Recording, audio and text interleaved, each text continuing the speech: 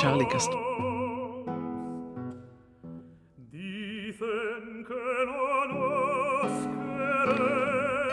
Un son de guitare exceptionnel, une voix qui ne l'est pas moins. Liat Cohen, bonjour, merci d'être avec nous. Bonjour Lise Gutmann, merci beaucoup de m'avoir accueilli. J'ose même pas parler tellement c'est beau. De quoi s'agit-il? Racontez-nous. Nous écoutons Manuel de Falla avec les chansons populaires, avec les grands ténors Charlie Castronovo. On écoute encore une minute, allez.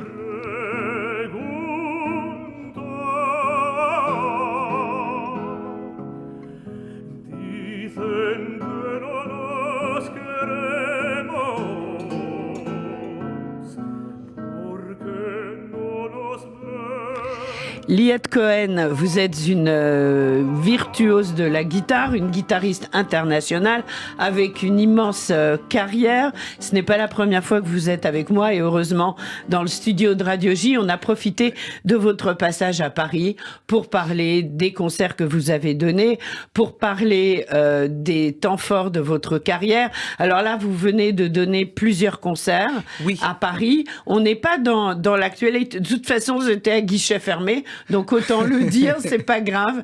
On a bien sûr raté quelque chose, mais il va y avoir d'autres concerts. Voilà. Alors, quelle a été votre actualité récente en France ? Alors, j'ai eu l'idée que la guitare, c'est un instrument harmonique, mais pourquoi pas, peut-être mieux, deux, c'est mieux qu'un. Oui. Donc, j'ai fait un projet spécial avec Eti Lamiran Catorza, c'est une pianiste franco-israélienne, et formidable, et une personne chaleureuse. Et depuis, on peut dire, 1 an et demi, 2 ans, on fait un aller-retour des idées musicales, et des recherches de répertoire, parce que ce n'est pas évident, et tout franchement, j'ose pas vous dire mon âge, mais depuis que ça se voit pas. C'est bon. Trop gentil. Et depuis toutes les années que je suis les concerts, je n'ai jamais entendu de ma vie un concert de piano-guitare. Oui, c'est vrai. Je me suis posé la question, quand même, piano, c'est l'un des instruments principaux, est-ce qu'il n'existe pas de répertoire? Et donc, si. Et j'ai trouvé du répertoire sublime du Mexique et de l'Espagne, de l'Italie, de la France et d'Israël.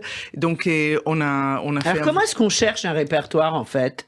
Et aujourd'hui, c'est très simple. Avant, j'ai fouillé toutes les bibliothèques et aujourd'hui, c'est tout simplement par Internet. Mais voilà. Et puis, j'ai quelques contacts donc, en Amérique du Sud, en Argentine, à Londres, et dans des magasins ou des bibliothèques qui ont vraiment un large répertoire. Donc aujourd'hui, je leur passe un petit coup de fil. Et puis sur Internet, c'est des heures et des heures et des heures de découvertes. Parce que des fois... Internet, en fait, c'est vraiment aussi à la rescousse de la musique, de la culture. Absolument. Mais oui, c'est important, c'est important. Aujourd'hui, on peut même faire des répétitions avec des musiciens qui se trouvent dans d'autres pays. Ah ouais, et ça passe bien ?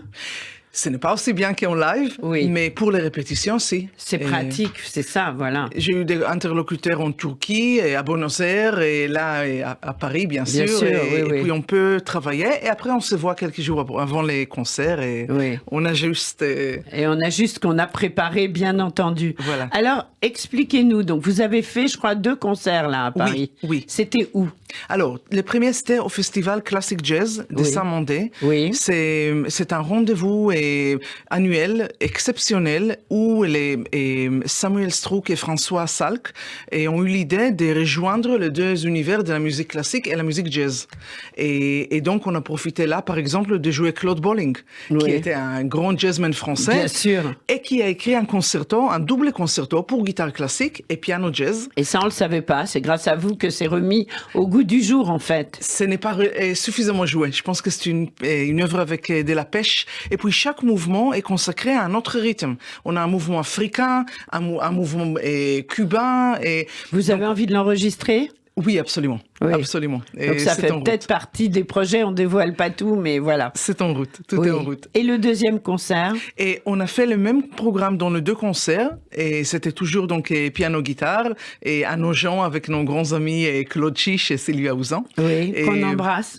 Qu'on embrasse très très fort. Oui. Et puis dans les 2, c'était des expériences pour nous, parce que réellement je n'ai jamais fait des concerts avec guitare-piano, et les publics étaient extraordinaires. Bien sûr. On risque d'ailleurs, au mois de janvier et février, j'ai des concerts en Israël avec des pianistes israéliens, donc au musée de Tel Aviv et au musée de Haïfa, au musée de Jérusalem, et toujours ces programmes spéciaux de guitare-piano. Ah oui, et avec avec des pianistes israéliens cette fois-ci. Avec des pianistes, oui. Etty, elle est aussi israélienne, mais elle vit ici. Elle vit ici, donc vous allez travailler avec Voilà. des musiciens, des homologues israéliens là-bas. Oui, avec les docteurs Orit Wolf, avec Gil Shochat, avec des grands pianistes israéliens. Oui.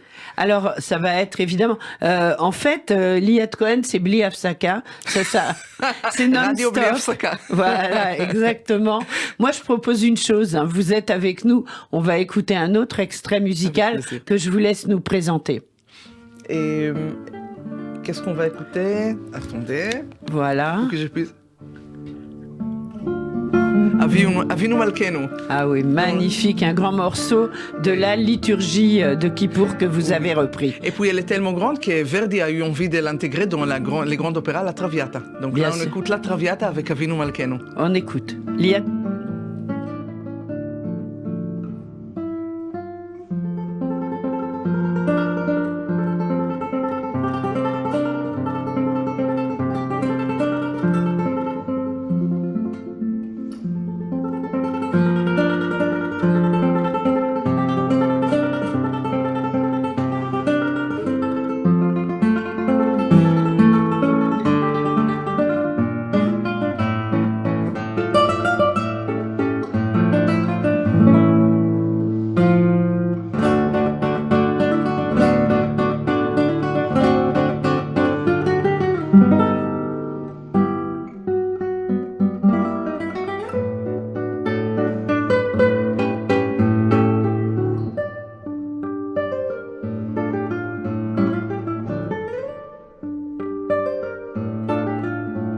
Vous écoutez Radio J.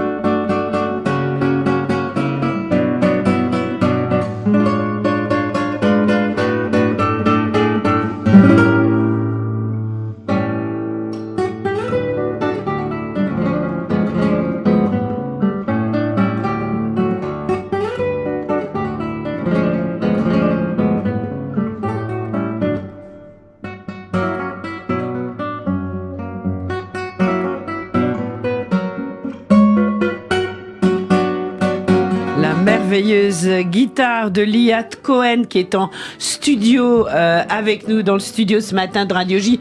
Quel genre de guitare est-ce? Je joue... C'est quand même important de le dire. Absolument. Je joue la guitare des Paco Marine, des Granada. Oui. Et je suis très, très fidèle. Donc, depuis 25 ans... C'est votre luthier? C'est mon luthier. Voilà. Et il m'a fait déjà plusieurs guitares. Et quand on jouait surtout à l'opéra, il me fait une guitare en épicéa. Aujourd'hui, je joue une guitare en cèdre, mais je suis très fidèle. Ah, c'est sympa, une guitare en cèdre. J'aurais jamais imaginé. Ah ben oui. C'est beau, oui. C'est un son plus velouté, plus chaud, comme les velours un peu. Ah, d'accord. C'est très, très beau. Ah oui, on entend. Hein, la prochaine fois, j'amène la guitare ici. D'accord, avec plaisir, on prend rendez-vous. Surtout qu'une prochaine fois, il va y en avoir une au mois de mars, je crois. Oui, voilà. Le 17 mars. Voilà, vous allez donner un grand concert. Oui, je vais donner un concert, et cette fois en solo, et à l'Auditorium de Vincennes, et dans la série musicale Prima la Musica, de Philippe Delacroix. Et donc là, je vais faire un voyage, mais cette fois toute seule, et depuis le 17e, 18e siècle, et jusqu'au tango, et aux valses sud-américains, et on va passer par plusieurs pays sud-américains, l'Espagne et bien sûr la France. Bien C'est sûr. notre point de départ. On viendra voyager avec vous et puis vous nous ferez voyager sur Radio J, bien sûr.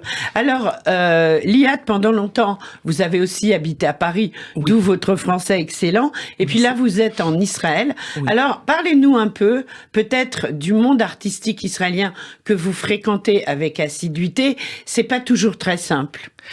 Non, ce n'est pas simple parce que je commence par les négatifs, mais après pour passer au positif. D'accord. Et ce n'est pas simple parce que tous les systèmes des intermittents qu'il y a en France, ça n'existe pas. Et puis on n'a pas tout à fait acquis l'idée que l'art en général ne peut pas vivre, exister sans les fondations, l'aide précieuse des fondations. Bien sûr. Parce que on peut pas toujours plaire. Il faut faire aller de l'avant. C'est comme la recherche. Donc il faut aller de l'avance, il faut faire des expériences, il faut essayer. Et sinon, je dirais, les artistes, on est un peu des touristes dans notre univers. Oui. Et il faut avoir la curiosité et ne pas aller toujours sur les côtés sûrs que le public connaît et apprécie. Donc on aime le public et on vit grâce à lui, mais on veut lui faire découvrir de nouvelles choses. Et dans ces cadres-là, donc je travaille avec énormément de musiciens et des artistes israéliens, des dramaturges, des artistes, des acteurs, et des peintres et des poètes. Et on essaye de créer quelque chose de nouveau. Et j'avoue qu'en Israël... Vous avez fait un groupe ? Non, pas du tout. Chaque fois, ce sont des projets séparés. Différents, d'accord. Voilà. Je travaille avec la peintre Colette Leinman, et la peintre française, et avec les photographes Yediot Ahronot Yuval Chen, et pour des projets audiovisuels, et avec les dramaturges et écrivains exceptionnels Yoshua Sobol pour le théâtre. Oui. Et donc, comme ça, j'essaie de donner ma touche. Bien sûr. Pour différents univers artistiques. Et à chaque fois, donc, c'est, par exemple, le monde du théâtre, oui. Avec la musique de Liat Cohen à la guitare. C'est la musique de Liat Cohen, mais je joue des compositeurs. Oui, bien sûr. Non, mais quand je dis c'est Absolument. Vous qui jouez dans le cadre de la pièce du théâtre. Oui, vous avez déjà fait du théâtre ? Et un peu. Oui. Et ça me tente parce que j'adore le théâtre. Le théâtre. Mais pour le moment, ma contribution est musicale. D'accord. On verra pour la suite. Et le théâtre en hébreu ou en français ? Ah, tout me plaît. Ou en yiddish, tout me plaît. Ah, waouh, d'accord. Alors là, c'est un scoop. Je ne vais pas m'en remettre de la journée. Ah non, j'ai fait la musique, je ne sais pas parler le yiddish. D'accord. Ah okay. non, ça... Malheureusement pas encore. Grâce à vous, peut-être plus tard. Voilà, ça va venir. Je sens que ça va venir. Alors, justement, donc là, vous avez énormément de projets avec des artistes israélien. Est-ce que, alors c'est une question un peu politique, mais nous en parlions avec mon invitée précédente, qui se présente aux élections de la Viso. Est-ce que les artistes israéliens ont l'impression qu'ils sont boycottés ? Est-ce qu'ils sont invités en Europe, dans le reste du monde, facilement ou pas ? Parce que vous voyagez beaucoup parce que vous êtes franco-israélienne, ce qui est formidable pour nous, ça nous permet de vous entendre. Est-ce que c'est quelque chose comme ça que vous évoquez ? Alors, c'est un problème qui existe parce qu'on le vit dans tous les domaines de la vie. Mais en même temps, je pense qu'il faut lutter quand même à faire comprendre. Et ça aide aussi la culture. Donc, d'un côté, c'est difficile. De l'autre côté, il faut se faire aider par la culture pour arriver au mur des gens. Bien sûr. Et donc, on essaye. Et moi, j'essaye de tous les moyens de faire des conversations, quand je suis interviewée au radio, pas dans les chaînes extraordinaires comme celles de Radio J, mais plutôt austères. Et j'essaye de parler des points un peu plus délicats et pas que la musique. Parce que la musique, elle prend ses racines de quelque chose, d'une culture. Et puis elle réunit tout le monde aussi. Oui, exactement. Ouais. Donc quand on est réunis autour de cette beauté, comme l'orchestre divin de Daniel Barenboim, on a du mal à haïr une fois qu'on a joué ensemble, côte à côte, et au violon, au violoncelle, peu importe quel instrument. Mais quand on partage la passion et la musique, c'est beaucoup plus simple après de parler des points plus douloureux. Alors, je propose qu'on écoute encore un morceau, on a un peu de temps. Vous nous proposez Johann Sebastian Bach, la sonate numéro 1, Presto, Liat Cohen à la guitare.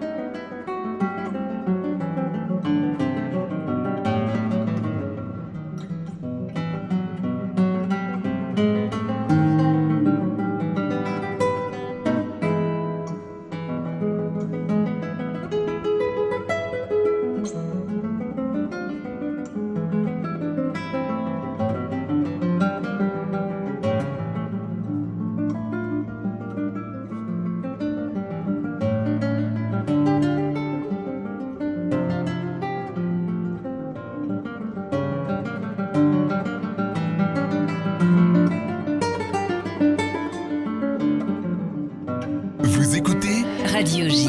Radio J.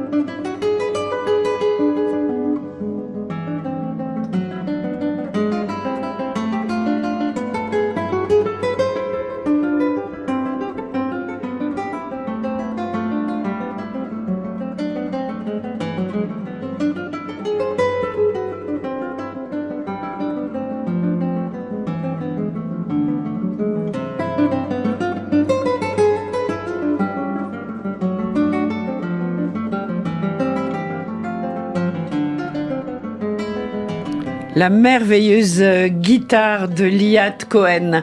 Guitare classique, guitare jazz, guitare quoi Liat? Et guitare tout.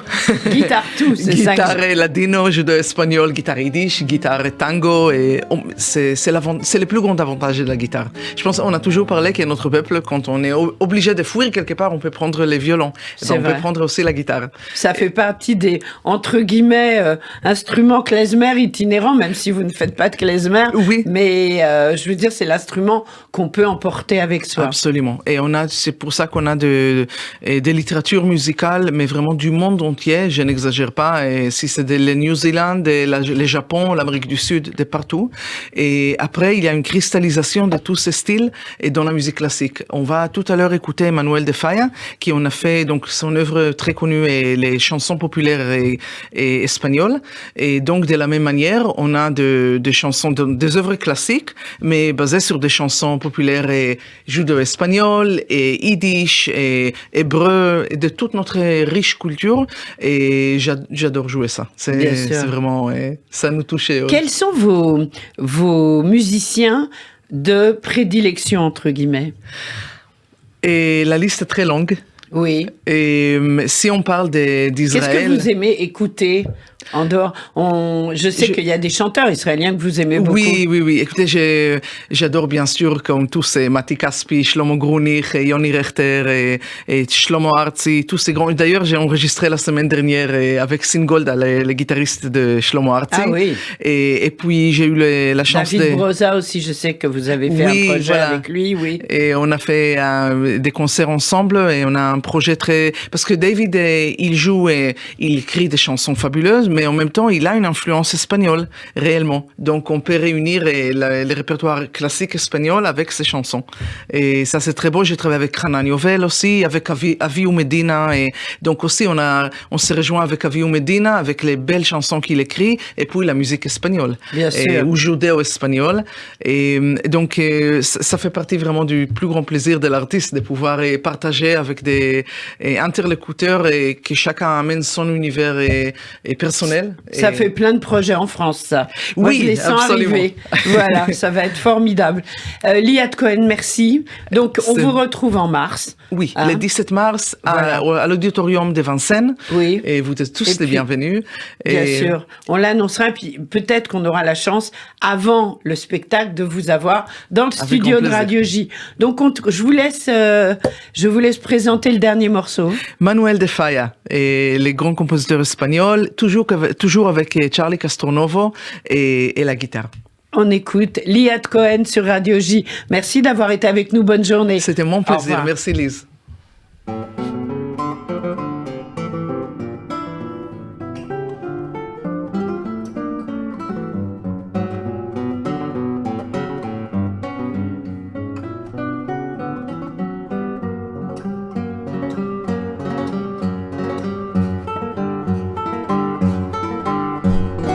Al pagno fino en la tienda, al pagno fino en la tienda, una mancia le cayó, una mancia le cayó.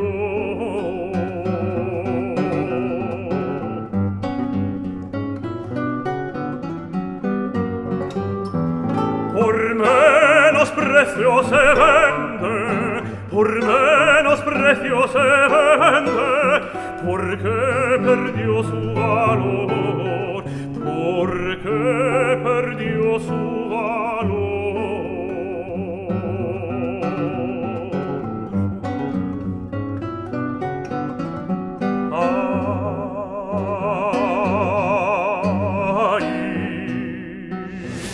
Radio J. Votre programme revient dans moins d'une minute.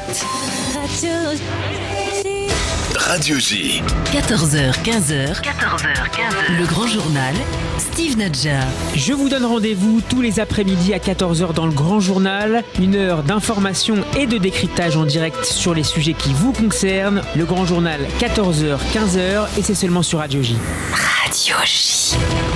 On s'était donné rendez-vous dans 30 ans. 30 ans de solidarité, 30 ans de Tzedaka FSJU. Agir contre la précarité, le handicap, l'isolement de nos aînés. Tous ces combats, nous les menons depuis 30 ans grâce à votre générosité et votre fidélité. Cette année encore, tous ensemble, donateurs, parrains et bénévoles, continuons d'écrire la solidarité. Donnons sur tzedaka.fr. Tzedaka.fr. Restez connectés à nos événements, festifs et solidaires. Suivez le FSJU sur Facebook et Instagram. Radio J. 15h-16h30. Cyrielle Sarah Cohen. Retrouvez-moi en compagnie de mon invité Ophélia Kolb. À tout à l'heure. Radio J. Radio J. Le 10-11 de Lise Gutmann vous a été proposé avec le concours du Centre d'art et de culture et du FSJU. Le Centre d'art et de culture, c'est aussi le Festival de cinéma Diasporama et le Festival Jazz & Klezmer. Toute la programmation est sur culture-juive.fr.